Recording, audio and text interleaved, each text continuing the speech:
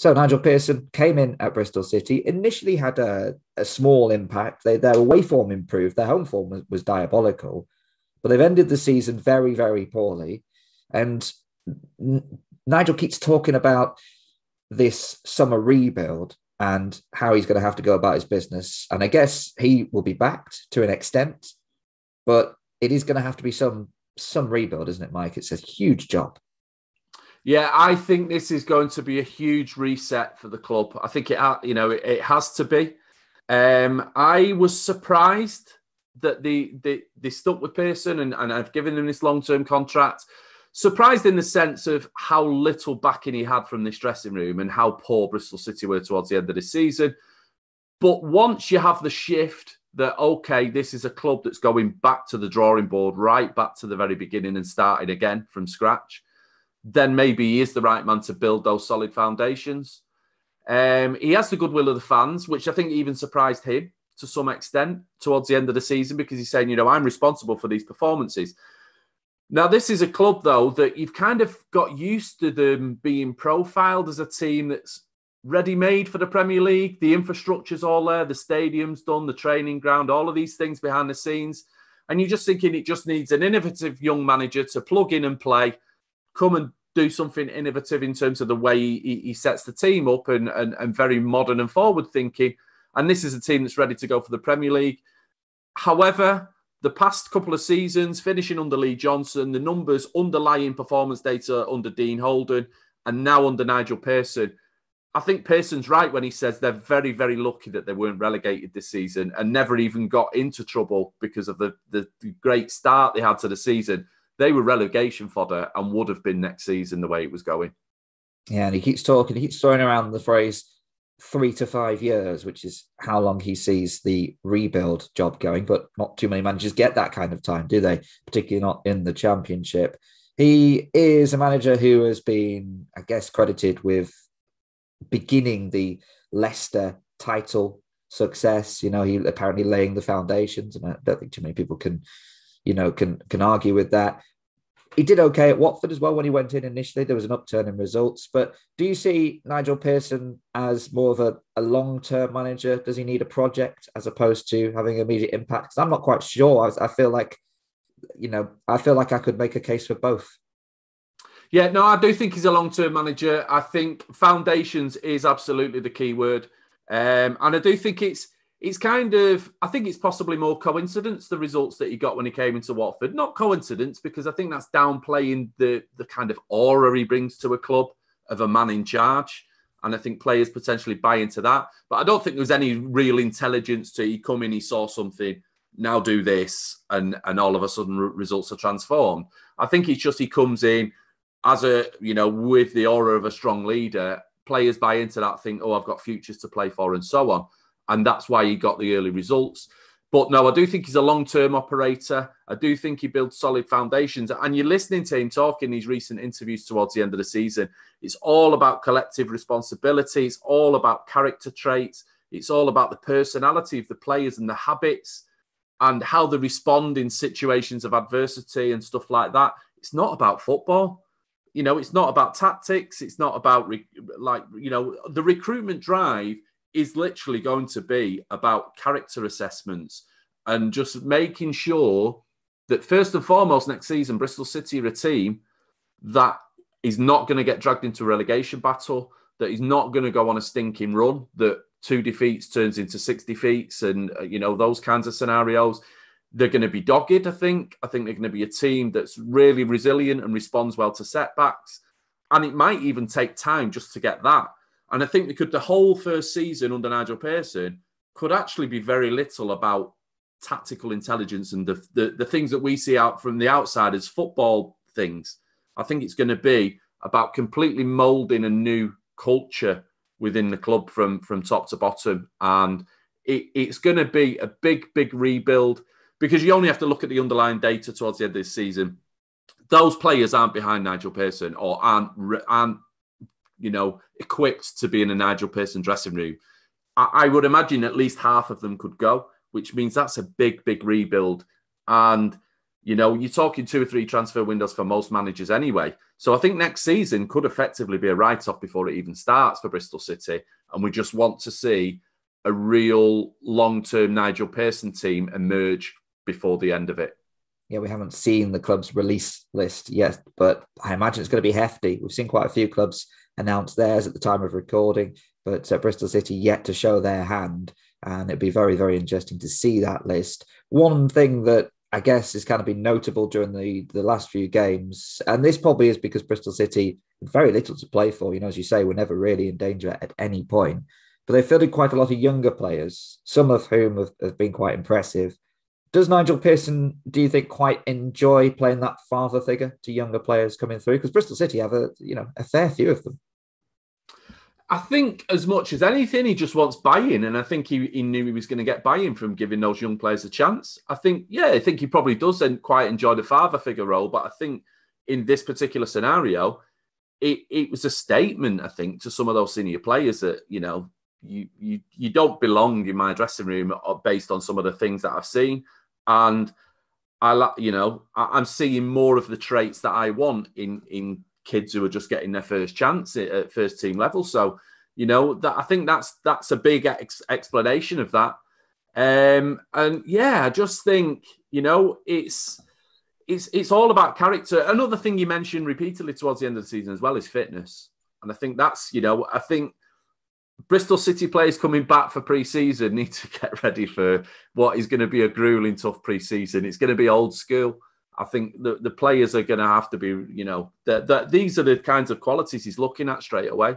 It's going to be, you know, and at least from the youngsters, you know, you're going to get the buy-in in terms of the, you know, the energy and enthusiasm that they will tackle a pre-season. It's his first few signings are potentially going to be indicative, because I think the first few signings have to be players that you look at and think, yeah, they're going to change the culture. You know, these are serious pros that, you know, are not going to let standards drop when Pearson's not there to jump on people. I think that's basically the complexion as it stands with the squad that he's got right now. And I guess with the younger players, it's probably easier to do this, but also this is what he's going to have to do to the players that he will potentially recruit this summer. He's spoken before. I don't know if he said it since he's been at Bristol City, but this was definitely when he was at Watford. And I remember him saying it when he was at Leicester as well. He used the old J word, journey. He said, you need to be clear on where the starting point is and what the end point might look like and how you're going to get from A to B. Another important aspect of leadership is growing an understanding in the group and that you are part of the journey that you are going on. So I guess that's what he's kind of got to sell to these players this summer.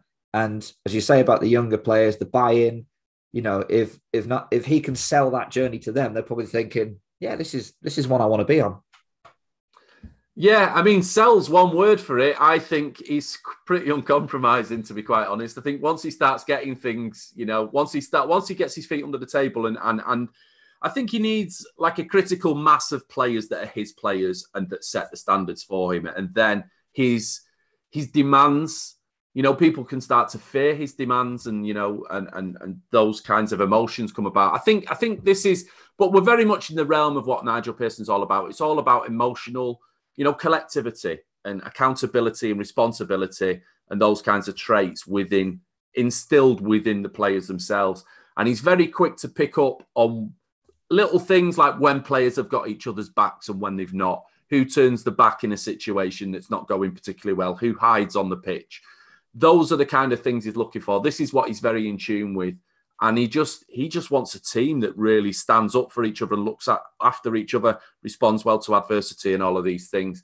And I think he will demand it. I don't think it's about selling this vision necessarily, in the sense that, you know, cajoling players into, come on, please start to believe this way. If you don't believe this way, you're out. And I wouldn't like to be a player who doesn't get let go this summer, doesn't buy into Nigel Pearson, and still tries to stick around and hang around that club, because I don't think it will be a very nice place to be for those individuals.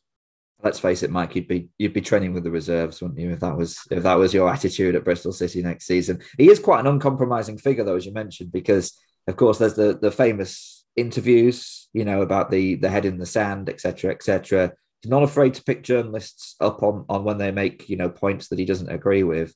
And Yeah, he talks about leadership and saying that, essentially if you're a leader, when someone else walks into the room, you need to instantly know who's in charge. And I don't think anyone is making that mistake with Nigel Pearson, are they?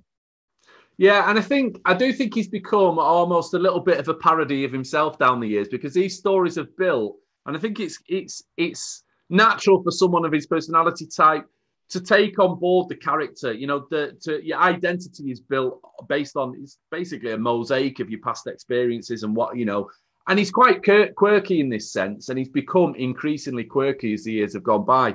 The story about the dog in Romania and there's all these little things that he's famous for, that he's become famous for over the years. And it's almost like now he goes onto television and does media work, or his first few interviews at a new club.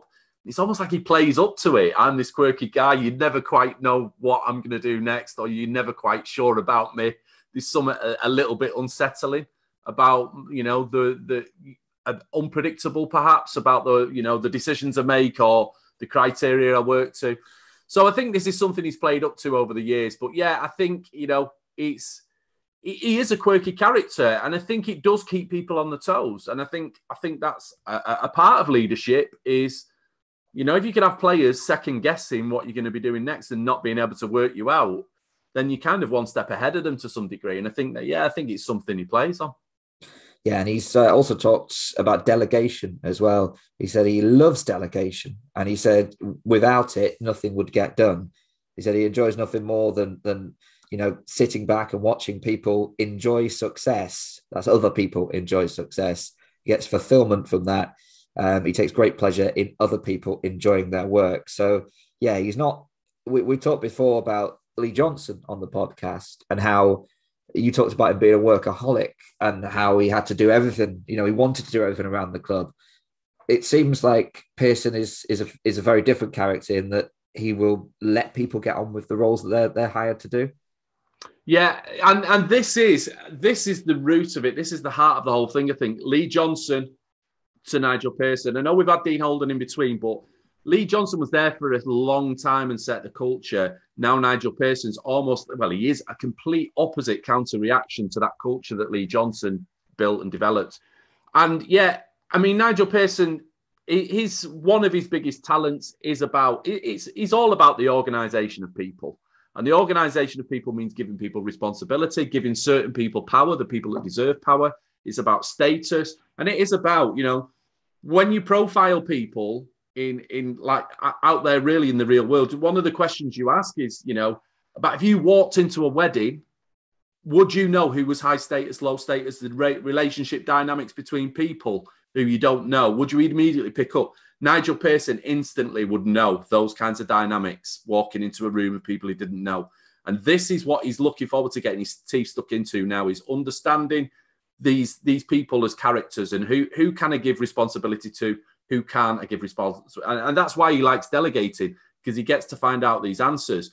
But the reason so much of this work needs doing is because Lee Johnson was the opposite. He was the responsibility was always on his shoulders. The players were like tools almost of, in a toolbox that he could pick out for any given scenario, all very tactical, all about information and football knowledge. And, his use of substitutions, changing teams from week to week, changing system from week to week. This was all what stimulated Lee Johnson and what he really enjoyed to do.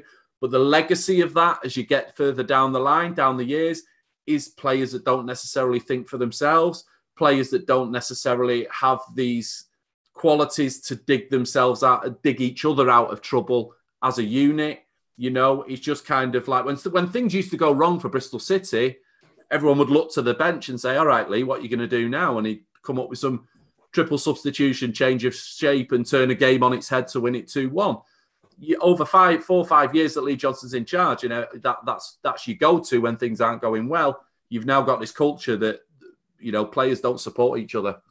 Yeah, absolutely. And also going back to where it all came from with Nigel Pearson, he's mentioned a few times actually his time at the FA, where he worked alongside many people who've influenced his career, talks about how much he enjoyed working with them. He says that he learned about player-centered culture, support mechanisms, player welfare, sports science, which surprised me slightly. And then he says also this influenced him as a manager, with Howard Wilkinson referenced as one of the most influential people. And he's not the only person who obviously cites Howard Wilkinson as a major influence, but he says he still calls him today when he needs advice. So clearly, that's had a profound effect on his coaching career. Yeah, and I think, he's very much lives in the concrete real world. He doesn't speculate about anything. He doesn't make leaps. He doesn't jump to assumptions about things. So I guess what you're getting with Nigel Pearson is a manager. If he's done all these courses over the years and over time, you're essentially getting, a manager that will improve over time as he learns through experience and takes these courses and opens his eyes to these new concepts. But he won't buy into any of this stuff ahead of time. It's kind of like the courses he's been on, the people he's listened to, and the leadership skills that he's learned down the way will have been from people with years of experience, because he values that experience and track record of other people. He doesn't basically, he won't take a leap and try to. If somebody comes along and says, right, I've got this really interesting new concept, nobody's ever done this before, Nigel Pearson's like, no chance. It's like, I want track record, proven track record. And this might come to his recruitment as well in the summer, I think track record will play a key part in it. And that, he buys into it a lot. So he is very much about learning and development, but it's learning and development. He's never at the very forefront of any new developments. He's somewhere towards the back, but when he's got something added to his skill set and nailed, it's rock solid, So yeah, all the learning and stuff he's done behind the scenes will certainly stand him in good stead. Absolutely. So we've talked about what he's got to do at Bristol City. We talked about what he's done in the past. He's got to get the recruitment right, but he's going to be given time, isn't he? If the first window is underwhelming, then January, isn't that far away, I guess, if he can muddle towards that. And then if he makes it through to next summer, then, as you say, that might be the time to get that full squad. He might be able to get an 11 maybe of players that he wants this year, but to get a full squad of all of whom are buying in, that might take 2-3 seasons. Yeah, we're very much talking about the long term now, I think, with Bristol City. Yeah, absolutely. And I think, it's basically he's going to be the big figurehead at the club now. Mark Ashton, CEO, who's coming for a lot of criticism down the years, has now gone to Ipswich. I think the club itself had just completely lost its way and didn't really know where it was going anymore. And I think at least in Nigel Pearson, they've got a manager who's come along and could be, while a new CEO is trying to find his feet in the role, I'm not really sure what the situation is there, but he can almost be a de facto CEO or sporting director as well as manager for the first 12 months while people get settled into the roles. And I think him being in at the very beginning of this project probably buys in the time, because I don't think Bristol City are a club now that can afford to sack Nigel Pearson next season if things don't go well, because I think it's a club that's possibly short of answers and knowing where to go next. And, Pearson is that rock solid, that bedrock of the club now, and needs to be. And I just think this is the direction that they're heading in. But we've gone from a situation where in the past couple of years thinking this is a team knocking on the door for the playoffs, everything's set up for the Premier League. Can they take the next step up? It's like, no, they're taking 1 or 2 steps back now and they're starting again from scratch. So this is almost like the second cycle of them being a championship club begins now. And you're looking at 3-4 years at least before, I would imagine, before they're genuine sort of Premier League ready. So that might be what Nigel Pearson is working to, and the script that I guess the hierarchy are working to. But how do you think supporters will see that? Will they, if things don't go right immediately, if as you say, a lower mid-table finish perhaps next season, or indeed somewhere in the centre, do you think they'll see this vision as well? I mean, with most supporters, you never, most want success instantly, but do you think that Nigel Pearson will be afforded time by the fans as well as the people at Bristol City? I hope the Bristol City fans understand this, because I think they're in for a rude awakening if they don't understand it. I think right now there's a lot of goodwill for Pearson, because I think I think a lot of the supporters have given up on the players and some of the performances they've seen this season. I think Pearson has got goodwill because he's expressed what they're thinking. There's a little bit of the Paul Cooks at Ipswich here that he's getting some buy-in from supporters because he's not trying to paper over the cracks. He's not trying to fluff anything up. He's telling it as it is. You know, there's serious things wrong in that dressing room. The culture needs to change. So he's articulated for them what they're upset about, which buys him goodwill. But if they think the answers are overnight, and, you know, only time will tell. But, you know, I think that it's going to take time to embed this culture. And it's the good thing is that Pearson understands, you know, we talk about organisation of people. Part of that is how to manage the fans in the media and say the right things to the fans and keep them on side, keep them informed and understanding of where we're at in the situation and not trying to pull the wool over anybody's eyes. I don't think Pearson does that. So I think that's one of his big jobs, as well as recruitment, is to keep the fans on side every step of the way. Because I think if they had any ambitions of, you know, I never say never. You know, you might just get the chemistry absolutely right in the first 2 transfer windows and actually find yourself in the top 6. But realistically, I don't think it's going to happen next season, and it might not even happen in the next 2 years that Bristol City are a top 6 club. But the sooner the fans understand that, then potentially the smoother ride it's going to be.